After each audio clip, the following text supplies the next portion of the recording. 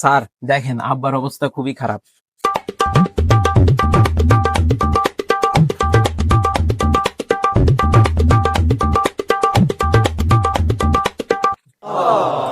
দেখছেন অনেকটা সুস্থ হয়ে গেছে। আর এই যে ওষুধ, এটা 2 বেলা খাওয়াই দেবেন। আশা করি আল্লাহর রহমতে আপনার আব্বা সুস্থ হয়ে যাবে। আচ্ছা ঠিক আছে। ঠিক আছে, এখন ডাক্তার সাহেব ভিজিট কত? 1000 টাকা।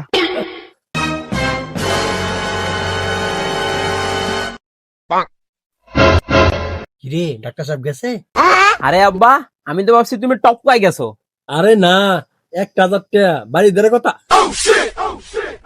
চাচা বুঝছি, এই আমার বিজয়ের টাকা দাও। ওঠেন।